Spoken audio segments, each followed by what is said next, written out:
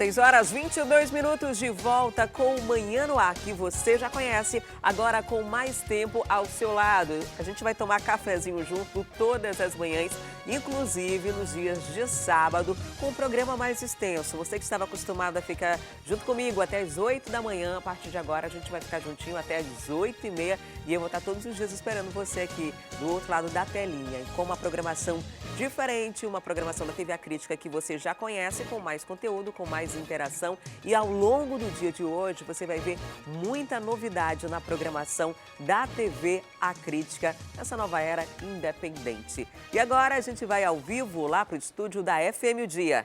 Vem comigo que a gente vai conversar com a Emanuel Cardoso, que está lá na 93.1. Olá, Emanuel, muito bom dia. Oi, Adriane, bom dia para você, bom dia para todos que nos acompanham, uma excelente semana para todo mundo. Estou aqui informando para o nosso telespectador, aproveitar para falar para o ouvinte da 93.1, que a programação da TV A Crítica já mudou. Hoje já estamos numa era independente de qualquer coisa e o Manhã no Ar agora vai ficar mais longo, vai até às 8h30 da manhã e ao longo do dia tem muito mais novidade. Não vou adiantar muita coisa agora, você faz parte, já sabe de muita coisa sobre isso, mas já avisando o ouvinte que começou a nova TV A Crítica, com esse conteúdo mais extenso, mais juntinho do telespectador. E mais nosso, né? Mais da nossa terra. E muito mais da nossa terra vai estar na nossa tela, Adriane. Exatamente. Agora vamos falar de uma coisa que interessa bastante a nossa terra, que é a BR-319. A gente tem um entrave político, econômico, ambiental, tem várias coisas que travam aí que essa BR seja concluída, porque existir ela já existe, só que daquela forma precária, principalmente no trecho do meio. Agora o governo do estado vai apresentar ao governo federal um projeto de conclusão da BR-319, né? O governo tem até o dia 30 deste mês, agora do 30 de junho, para apresentar este projeto, para que ele seja incluído no Plano Regional de Desenvolvimento da Amazônia. É uma sigla, PRDA. O PRDA prevê investimentos para a região, investimentos que podem acontecer entre 2020 e 2023 por parte do governo federal. O que é bom neste caso é que, entrando no PRDA, o projeto se torna lei e os governos estaduais podem ir atrás de recursos para esses projetos para além da União, podem ir atrás de recursos em outras fontes. A BR-319 é uma novela antiga que a gente volta e meia fala sobre ela aqui. Quem acompanha pela televisão está vendo a realidade desta rodovia, de que forma quem se atreve a atravessar por ela acaba sofrendo com a lama, enfim. E na nossa região, que em período de seca ou de cheia chove o tempo todo, essa BR representa um ponto de desenvolvimento importante que interessa não apenas ao estado do Amazonas. Vários estados da região norte têm interesse particular nesta BR. No entanto, Adriane,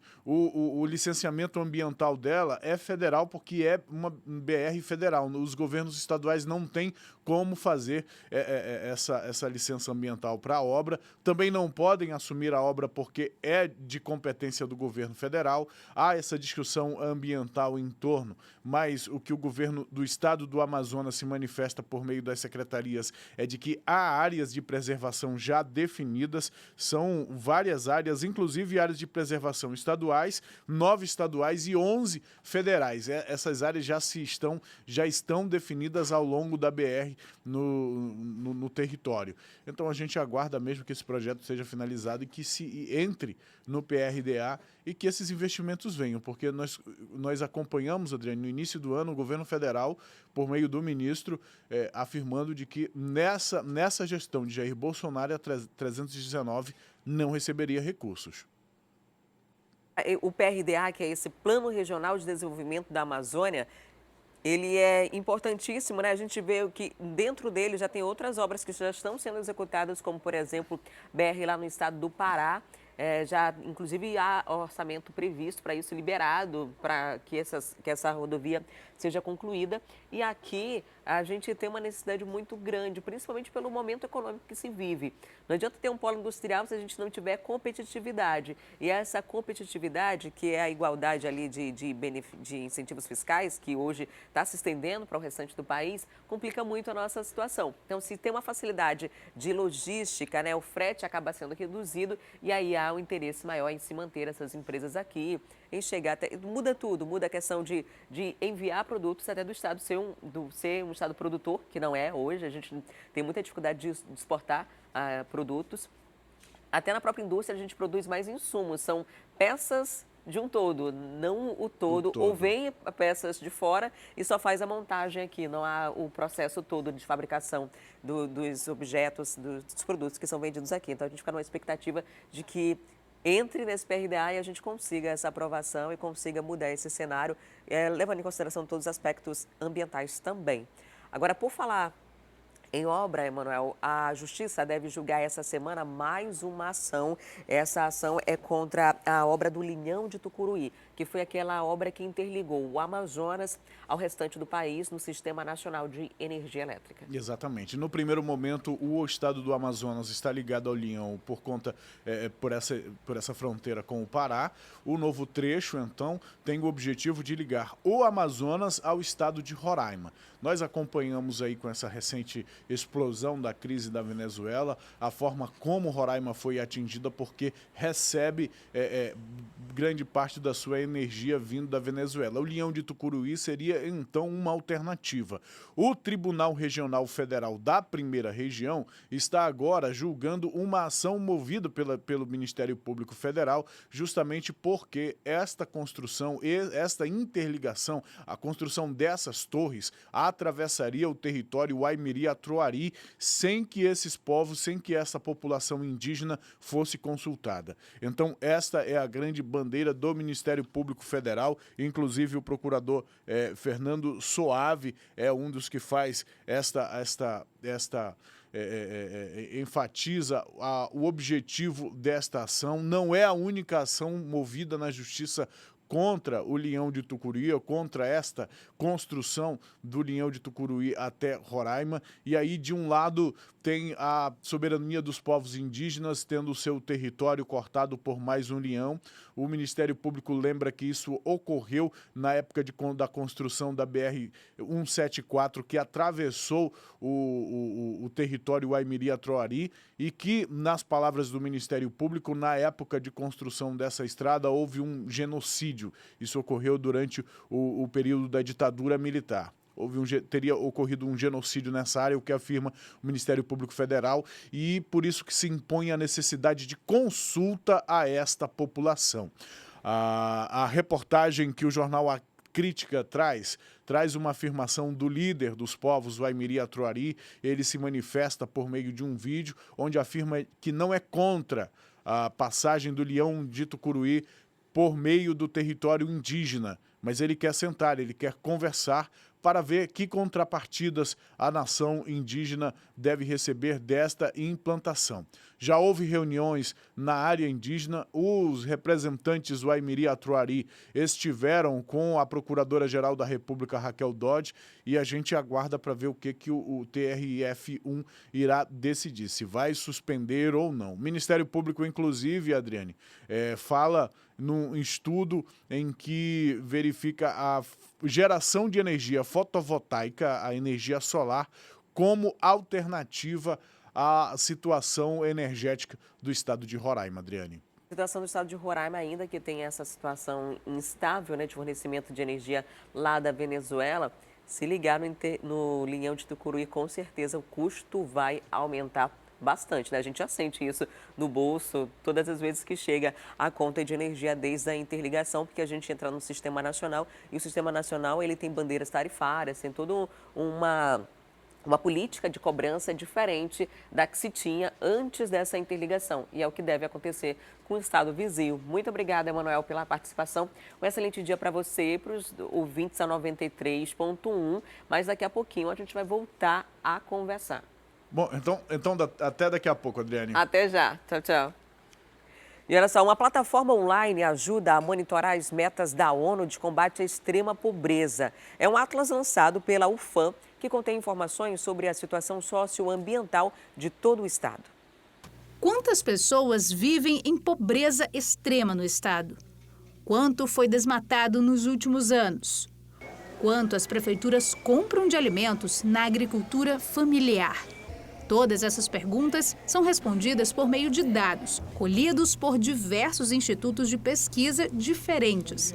Mas as informações foram concentradas neste atlas disponibilizado na internet. O projeto foi produto de um estudo de pós-doutorado na Universidade Federal do Amazonas e quer permitir o acesso de forma simples para quem tiver curiosidade. Através do filtro, clicando no município, vai ter acesso a alguns dados. Então a gente hoje está trazendo dados de desmatamento, a gente tem dados de extrema pobreza, a gente tem dados de intoxicação por agrotóxico.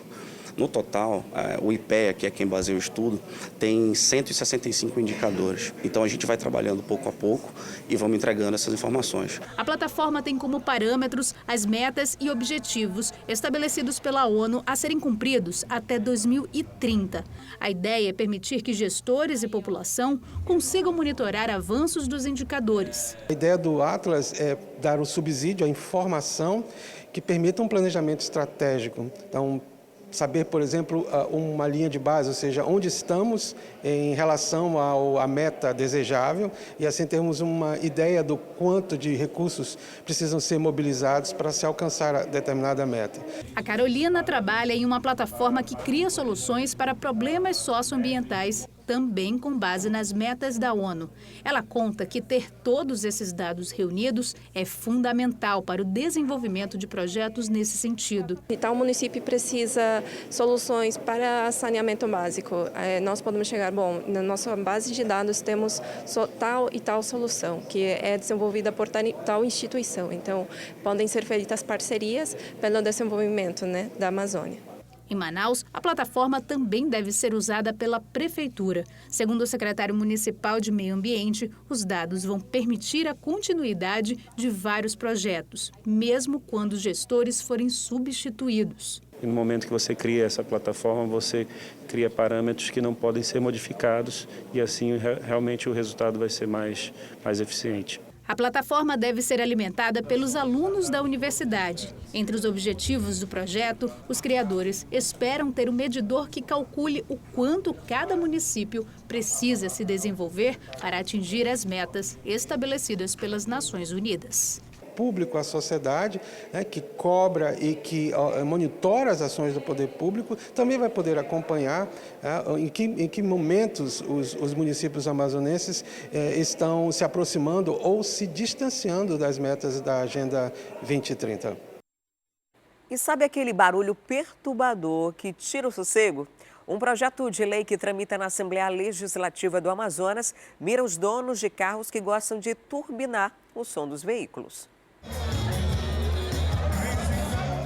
Em bares pela cidade, à noite, o som excessivo é frequente. A poluição sonora é uma das irregularidades que mais gera denúncias na Secretaria Municipal de Meio Ambiente. Só nos primeiros 4 meses do ano, foram mais de 1.200 reclamações. A prática também acaba sendo comum em outros lugares que oferecem bebidas alcoólicas, como em lojas de conveniência, em postos de gasolina, por exemplo. Mas a legislação é bem clara. Ruídos que possam causar perturbação no sossego público são considerados crimes ambientais. E a multa chega a R$25 mil e vai direto para o estabelecimento onde o barulho acontece. Mais de 400 estabelecimentos já foram vistoriados este ano. Existem leis nacionais e municipais que proíbem som alto, mesmo em locais com licenças ambientais. É questão de saúde da vida das pessoas, saúde pública, audição, e isso tem incomodado muito as pessoas, principalmente as pessoas idosas, que sofrem com muito barulho, crianças também, mães que têm o seu bebê. Uma vez esses carros-som com barulho astronômico causa danos à saúde do bebê, causa danos à saúde dos idosos. Mas quando o assunto é barulho de veículos com caixa de som, por exemplo, existe apenas regulamentação por meio de uma portaria do CONTRAN. Mas já tramita na Casa Legislativa um projeto que quer tornar lei a punição para motoristas que andam com música alta demais. Qualquer veículo, você mexeu no som do veículo, esse som do veículo é capaz de ouvir externamente, já é considerado irregularidade. Esse veículo é passivo de autos de infração, inclusive ser guinchado. Já em relação aos carros de som licenciados, a fiscalização municipal já existe e também é amparada por lei.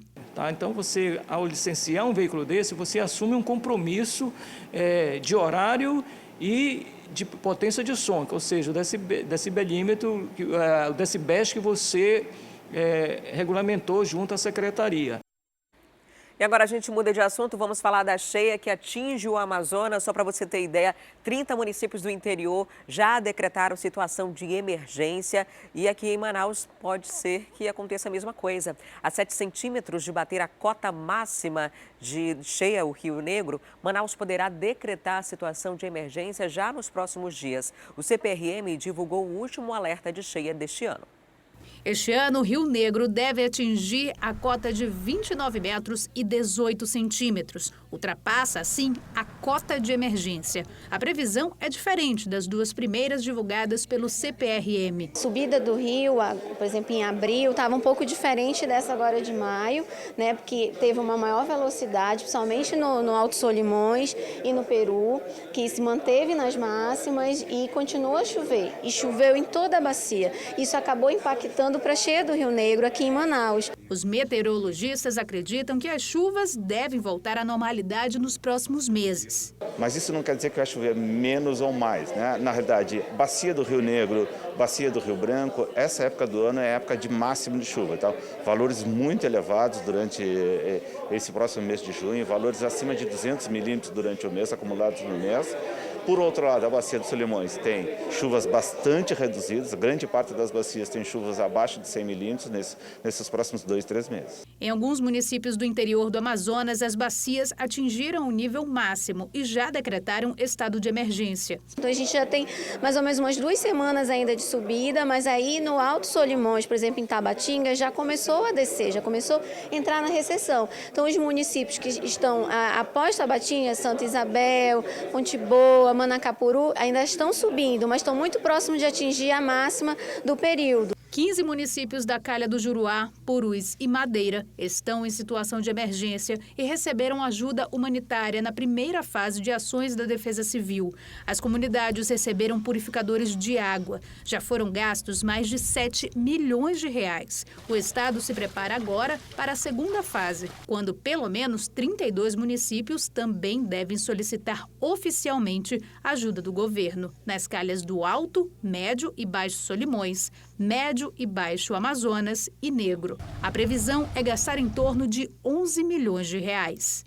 Nós estamos na fase de compras, né, de planejamento e compras, e como eles ainda estão fazendo o levantamento em consequência da dificuldade de deslocamento, das distâncias dos municípios, e isso retarda um pouco essa confirmação dos afetados. Manaus está incluída nos municípios em alerta e o decreto de emergência pode ser publicado dentro de poucos dias. Pelo menos 6 bairros já sentem os efeitos da cheia. O São Jorge, Presidente Vargas, a parte da Raiz, Betânia, Educando, são os bairros que normalmente agora, logo que chega a 29,50, eles já começam a ter problemas com relação à cheia. Então, tanto é que a gente já iniciou as pontes provisórias nessas áreas. E agora são 6h40, a gente faz uma pausa para o intervalo e daqui a pouco a gente fala sobre um crime brutal que aconteceu no dia de ontem. Um homem foi executado na frente do filho, uma criança de 7 anos. E ainda, a jovem morre em grave acidente de trânsito no Dom Pedro. De acordo com as informações da polícia, os carros passavam pela avenida em diferentes sentidos da pista, quando a motorista deste Peugeot preto perdeu o controle da direção, invadiu a via contrária e colidiu com este carro branco.